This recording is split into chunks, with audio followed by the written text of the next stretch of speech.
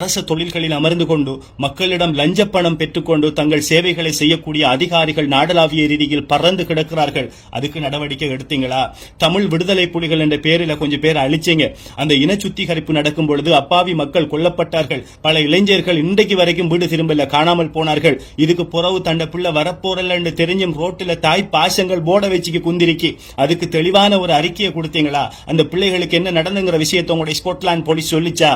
அதுவும் சொல்லல. பின்னேற வகுப்புகள், இரவு நேர வகுப்புகள் என்று அரச தொழில்கள், அரச ஊழியர்கள், ஆசிரியர்கள் நியமனம் பெற்றவர்கள், கல்வி அமைச்சால் நியமனம் பெறப்பட்டவர்கள், மாசம் மக்களின் வரிப்பணத்தில் இருந்து சம்பளம் எடுத்துக் கொண்டிருப்பவர்கள் அதிக வருமானத்திற்காக ஒவ்வொரு நாளைக்கும் காலையில கிளாஸ், பகலைக்கு கிளாஸ், பின்னரம் கிளாஸ் என்று அப்பாவி ஏழை மாணவர்களிடம் அதிக பணம் அறவீடு செஞ்சு ஏழை தொழிலாளிகளின் ரத்தத்தை குடித்துக் கொண்டு வாழ்ந்து கொண்டிருக்கிறார்கள். அதுக்கு என்ன நடவடிக்கை எடுத்தீங்க? இன்றைக்கு வரைக்கும் ஒன்றும் செய்யல. இவனெல்லாம் பெரிய கள்ளனுகள்.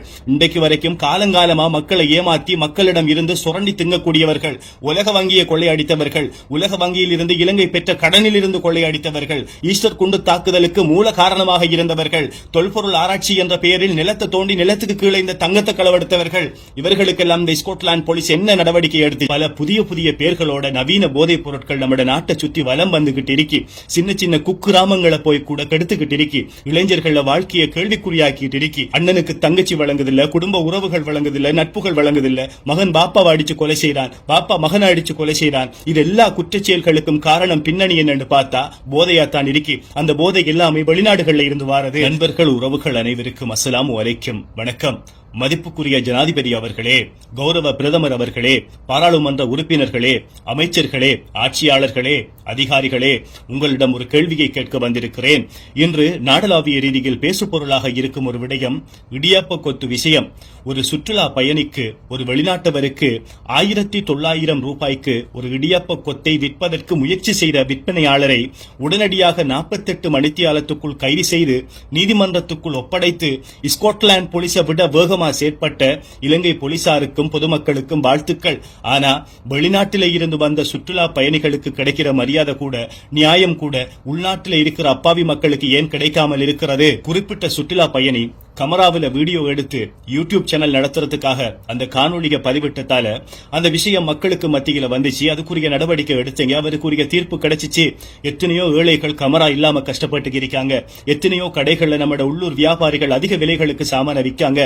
நிர்ணயிக்கப்பட்ட விலையை விட அதிக விலைகளுக்கு சாமான விற்பனை செய்து கொண்டிருக்காங்க. இறைச்சி கடை, கோழி கடையெல்லாம் போய் விலைகளை கேட்டு பாருங்க. இந்த விஷயத்தில் அரசு அதிகாரிகள் என்ன தூங்கிக் கொண்டிருக்கிறார்களா? நுகர்வோர் அதிகார சபை என்ற ஒரு சபை இருக்கிறது. அதில் மாசம் சம்பளம் எடுத்துக்க கொஞ்சம் பேர் இருக்காங்க. ஒவ்வொரு கடையிலையும் போய் வாங்கி தங்குறார்கள். அவர்களுக்கு எதிராக இந்த அரசாங்கம் என்ன நடவடிக்கை எடுத்திருக்கிறது? குறிப்பிட்ட நுகர்வோர் சபையில் இருக்கும் அதிகாரிகள் உங்கள் கடமைகளை சிறப்பாக செய்தால் எத்தனையோ ஏழை குடும்பங்கள் சந்தோஷமாக வாழ முடியும். ஒரு காலத்துல ஒரு கடைக்கு போனா ஒரு வாடிக்கையாளருக்குரிய மரியாதை கிடைச்சிச்சு. இன்றைக்கு காசு எடுத்துக்கு போனாலும், அதிக விலை கொடுத்து வாங்கினாலும் வாடிக்கையாளர்களுக்கு மரியாதை இல்ல. விற்பனையாளர்கள் மிகவும் மோசமாக நடந்து கொள்கிறார்கள். விரும்பினா வாங்க, இல்லாட்டி போண்டி சாமனை தூக்கி சொத்தையில எறிகிறாங்க. இதை கேட்கறதுக்கு யார் இருக்கிற?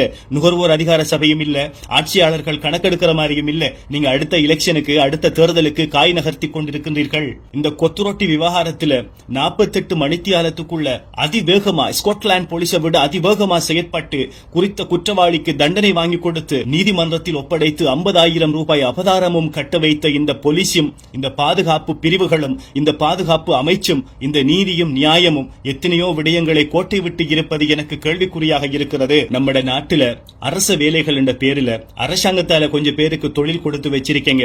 பொருளாதாரத்தில் பின்தங்கிய நாடாக நம்ம நாடு காணப்பட்டாலும் அரச உத்தியோகத்தர்களை அதிகமாக கொண்ட நாடாக காணப்படுகிறது.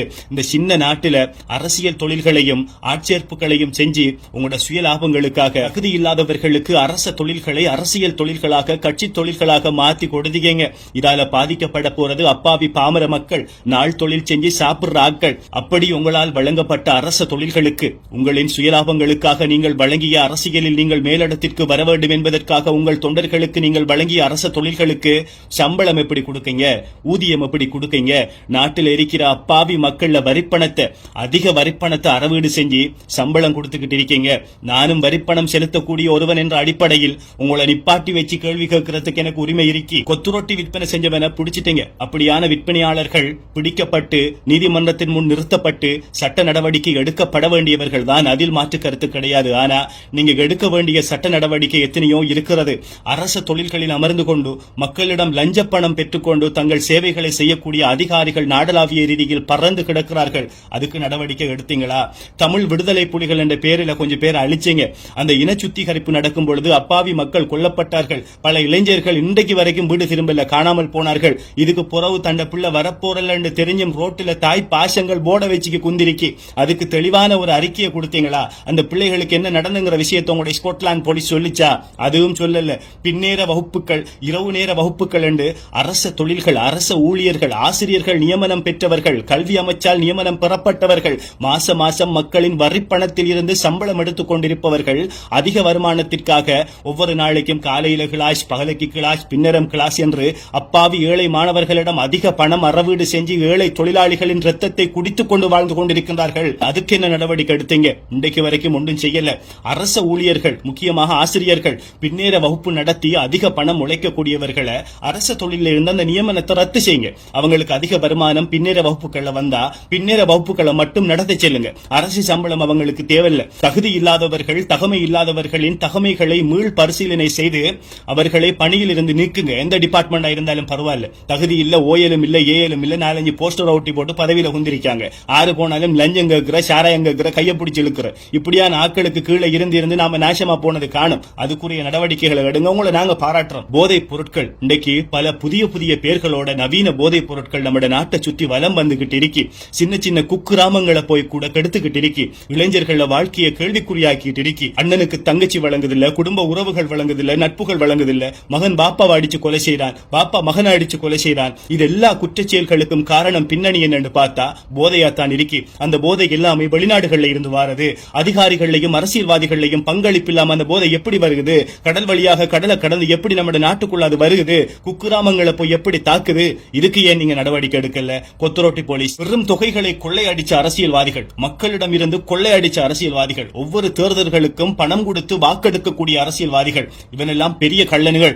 இன்றைக்கு வரைக்கும் காலங்காலமா மக்களை ஏமாற்றி மக்களிடம் இருந்து சுரண்டி திங்கக்கூடியவர்கள், உலக வங்கியை கொள்ளையடித்தவர்கள், உலக வங்கியில் இருந்து இலங்கை பெற்ற கடனில் இருந்து கொள்ளையடித்தவர்கள், ஈஸ்டர் குண்டு தாக்குதலுக்கு மூல காரணமாக இருந்தவர்கள், தொல்பொருள் ஆராய்ச்சி என்ற பெயரில் நிலத்தை தோண்டி நிலத்துக்கு கீழே இந்த தங்கத்தை களவெடுத்தவர்கள். இவர்களுக்கெல்லாம் இந்த ஸ்காட்லாந்து போலீஸ் என்ன நடவடிக்கை எடுத்துச்சு? ஒரு காணொலியை ஜனாதிபதியின் புகைப்படத்தை பக்கத்தில் போட்டாலோ அல்லது தேசிய கொடியையோ அரசியல்வாதிகளையோ போட்டு பேசினா புலனாய்வு துறைகள் அந்த காணொலியை பரிசீலனை செய்வார்கள். என்ன பேசியிருக்கான், என்ன பிரச்சனை பேசியிருக்கான் என்று சொல்லி போய் அரசியல்வாதிகளுக்கு செம்பு தூக்குற அதிகாரிகளும் இருக்காங்க. நேர்மையாக தங்கள் கடமைகளை செய்யக்கூடிய அதிகாரிகளும் இருக்காங்க. என்ன பரிசீலனை செய்கிறார்கள் ஆரண்டு எனக்கு தெரியா. நீங்க யாரா இருந்தாலும் மதிப்புக்குரிய கௌரவ ஜனாதிபதி ரணில் விக்ரமசிங்கே அவர்கள் நீங்க ஏனைய அரசியல்வாதிகளோட ஒப்பிட்டு பார்க்க போக்கல, படிப்பறிவும் பண்பாடும் கூடின ஒரு நபர்.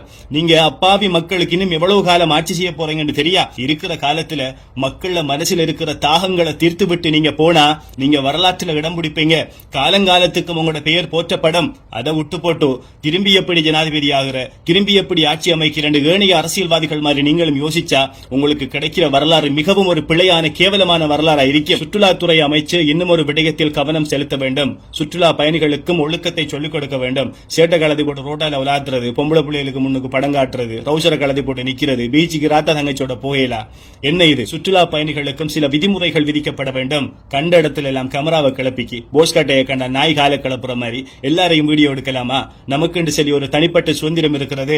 ஒவ்வொரு மனுஷனுக்கும் ஒரு பிரைவசி இருக்கு. அந்த பிரைவசியை டிஸ்டர்ப் பண்ணப்பட நாம ஒரு நாட்டுக்கு போய் அந்த நாட்டுல கேமராவை நீட்டிக்கு வார போற எல்லாரையும் வீடியோ எடுத்தா போலீசால வந்து அரெஸ்ட் பண்ணுவான். அப்படி இல்லாட்டி பொதுமக்கள் கூப்பிட்டு அறைவான் சொத்தை. அத்தோடு பொதுமக்கள் ஆகிய நாமும் சுற்றுலா பயணிகளை கௌரவப்படுத்தி அவர்களுக்குரிய மரியாதையை கொடுத்து நம்மை நம்பி வரக்கூடியவர்களுக்குரிய பாதுகாப்புகளை நாம் ஏற்பாடு செய்து கொடுத்து அவர்கள் வரும் மகிழ்ச்சியோடு மீண்டும் அவர்கள் அது நாட்டுக்கு திரும்பி போக வைப்பது நம்மட கடமை. வெளிநாட்டவர்களுக்கு கிடைக்கிற மரியாதை நம்ம நாட்டில் இருக்கிறார்களுக்கும் கிடைக்கணும். நம்ம நாட்டையும் தேசத்தையும் மும்மதங்களும் ஒற்றுமையாகி கட்டி எழுப்பி நாம எல்லாரும் சந்தோஷமா வாழணும். அது எந்த மதத்தவராயிருந்தாலும் பரவாயில்ல. ஒரு அரசியல்வாதி மேடையில ஏறி தமிழர்கள் என்று ஒட்டுமொத்த தமிழர்களையும் பேச வேண்டும். தமிழ் பேசக்கூடிய மக்கள் மதம் சார்ந்து பேசக்கூடாது. இனவாதத்தை தூண்டுற மாதிரி நீங்க யாருன்னு பேசினா அதுக்கு பிறகு எந்த தலைப்பு நீங்க தான். உங்களை விடமாட்டேன். உங்களோட எலெக்ஷன்ல உங்களோட தேர்தல் உங்களுக்கு மிகப்பெரிய வாக்குச்சரிவை நான் ஏற்படுத்துவேன். என்னால் அது ஏலும் படைத்த இறைவனின் துணையோடும் என்னோடு இருக்கும் நல்ல நட்புகளின் துணையோடும் என்று கூறி விடைபெறுகிறேன்.